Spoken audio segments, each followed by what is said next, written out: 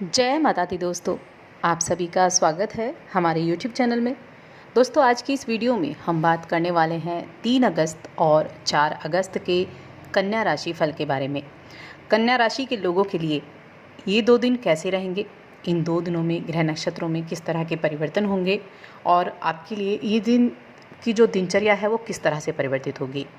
आपका पारिवारिक जीवन, प्रेम जीवन, स्वास्थ्य, आपका करियर, नौकरी, तो सभी चीज़ों में आपके लिए कैसा समय रहेगा, किस तरह से ये 2 दिन आपके लिए लाभदायक रहेंगे, चलिए जानते हैं।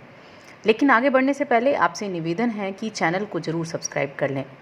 पास में जो घंटी का बटन है उसको दबा दें ताकि हमारी आने वाली सभी वीडियोज़ की नोटिफिकेशन आप तक पहुंच सके। 3 अगस्त की बात करते हैं। ये श्रावण मास शुक्ल पक्ष की पूर्णिमा तिथि है और ये पूर्णिमा तिथि है। इस दिन रक्षाबंधन का पर्व भी है। रक्षाबंधन का पर्व भाई बहनों के प्रेम का पर्व है, रक्षा सूत्र का पर्व है। इस दिन श्रवण नक्षत्र रहेगा, आयुष्मान योग बनेगा, सौभाग्य योग बनेगा, सर्वार्थ सिद्धि योग बनेगा और ये दिन जो है ये सावन महीने का अंतिम सोमवार का दिन भी है, यानी 5वां सोमवार है। तो ये बहुत ही शुभ संयोग इस दिन बन रहे हैं। चंद्रमा मकर राशि में शनि के साथ, शनि अपनी मकर राशि में ये युति कर रहे हैं। सूर्य कर्क राशि में है और शुक्र मिथुन राशि में है। गुरु अपनी राशि में केतु के साथ विराजमान है। सर्वार्थ सिद्धि योग बन रहा है।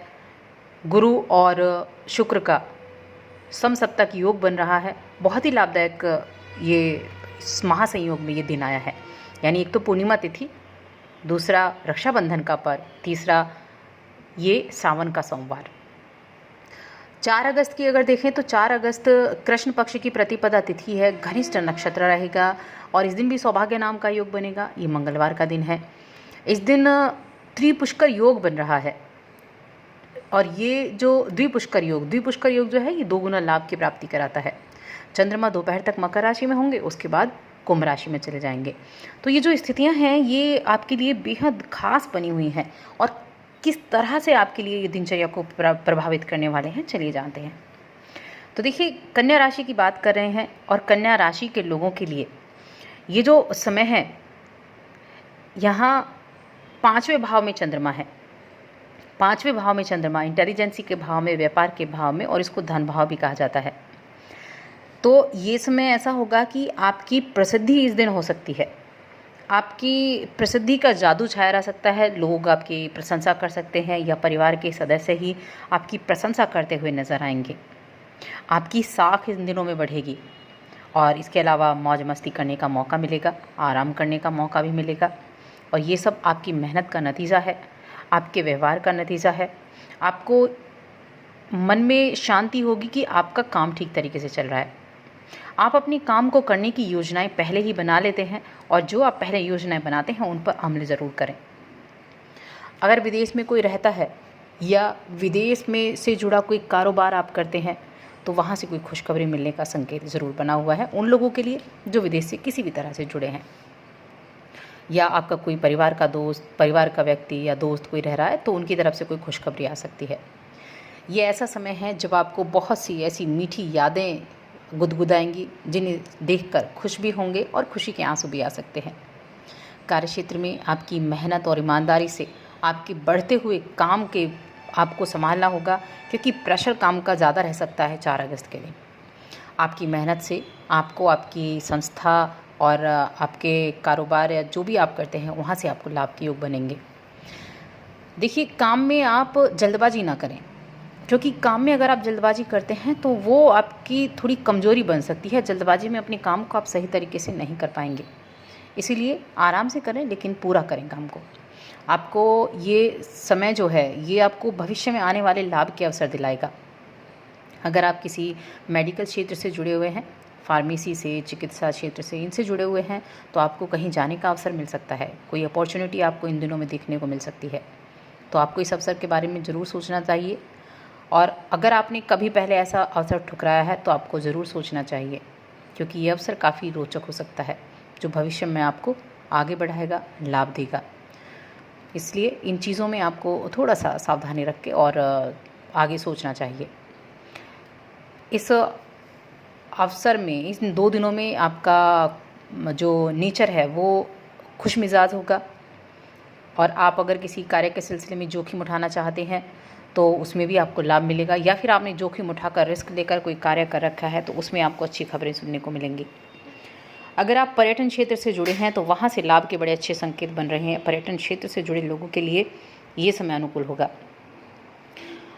कुछ ऐसे मौके आपको मिल सकते हैं जहाँ आपको रिस्क लेना पड़े, तो उनका फ़ायदा आप उठा सकते हैं, लेकिन अच्छे से सोच समझकर आपको चुनना होगा।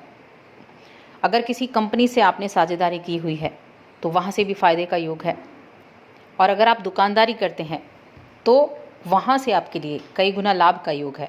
देखिए, सर्वार सिद्धि योग, द्विपुष्कर योग, ये जो सौभाग्य योग, ये जो योग होते हैं, ये आपके कार्य को बढ़ाने वाले होते हैं, आपके कार्य में कई गुना लाभ कराने वाले होते हैं।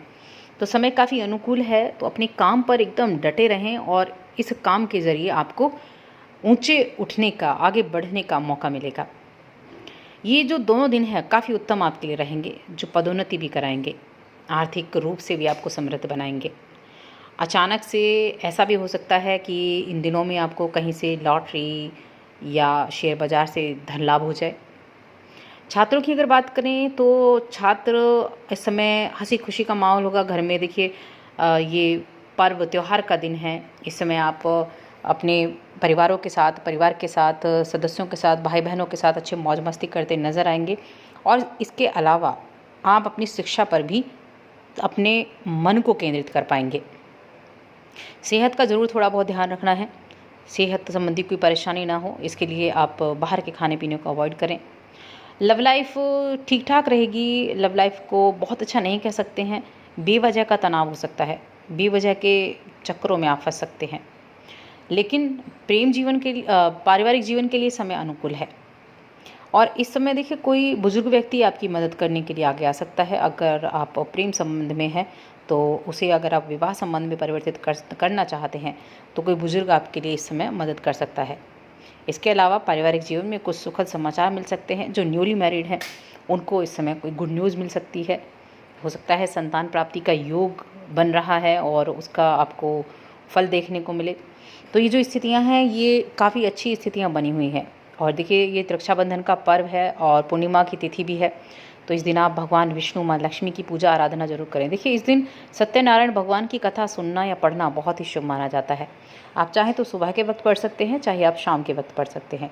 एक दीपक जलाएं घी का और बैठकर भगवान विष्णु के सामने सत्यनारायण की कथा का श्रवण करें या पाठ करें, बहुत लाभदायक होती है। ये सोमवार का दिन भी है, तो इस दिन भगवान शिव की पूजा आराधना करना भी बेहद खास है। और इस दिन आप, पूर्णिमा तिथि इस दिन पड़ रही है, तो ये जो भगवान शिव का अभिषेक इस दिन करना है, ये आपके लिए बेहद लाभदायक रहेगा, जीवन में खुशियाँ लेकर आने वाला रहेगा। तो दोस्तों, और अधिक ऐसी जानकारियों के लिए चैनल को सब्सक्राइब कर लें और हमारी इस वीडियो को ज़्यादा से ज़्यादा लाइक करें, शेयर करें। धन्यवाद।